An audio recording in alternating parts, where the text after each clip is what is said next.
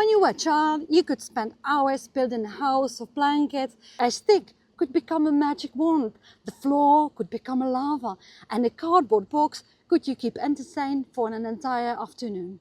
Nobody had to reward you, nobody had to watch you, and you didn't need to be proud of it.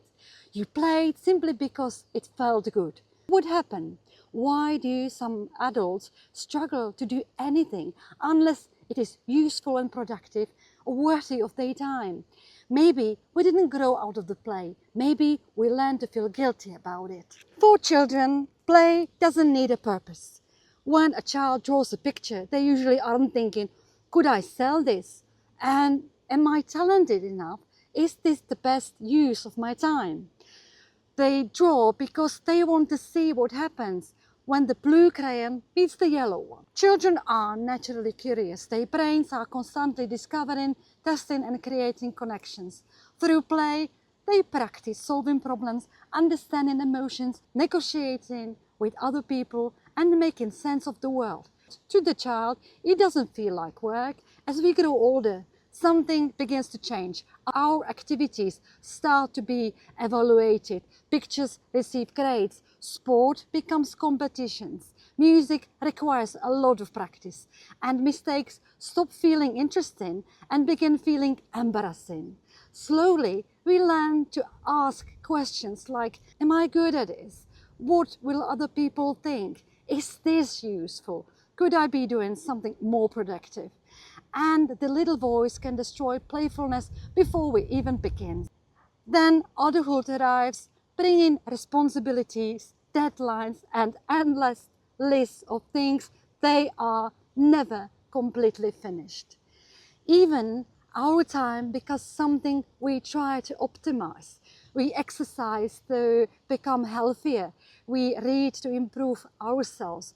We cook to feed our family. We travel and feel pressure to take the perfect photographs. We even turn hobbies into side hustles. The moment we enjoy something, someone asks, have you thought about selling it? And suddenly the activity that helped us relax has goals, expectations and performance indicators. It becomes another. And when we are finally exhausted, we often don't play. We scroll. Scrolling requires almost nothing from us. It gives us constant, tiny pieces of novelty without the vulnerability of creating something ourselves. But consuming entertainment and playing are not quite the same thing. Playing asks us to participate, to be curious, to be experimenting, to be a little ridiculous. And perhaps most difficult of all, to be doing something badly without feeling ashamed. But perhaps play hasn't completely disappeared from our life. Maybe your version of a play is decorating your home, trying a new recipe, singing in the car, gardening, doing your makeup, playing football, or making your friends laugh. Adult play doesn't have to involve toys. It is the activity you do because the experience itself feels enjoyable, not because it makes you richer, thinner, more successful, or more impressive.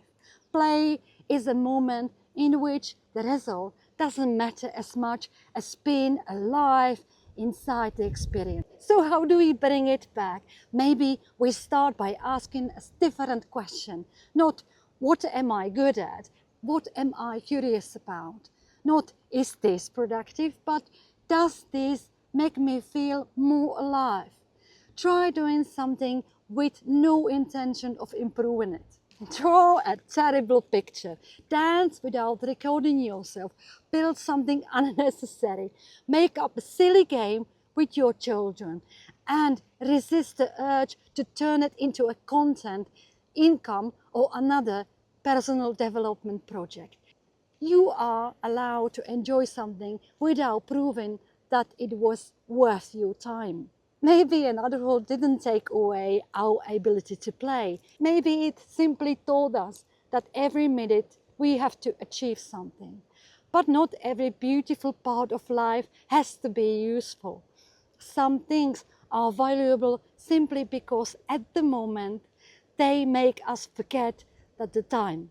Tell me now, what could you play for hours as a child? And when did it stop?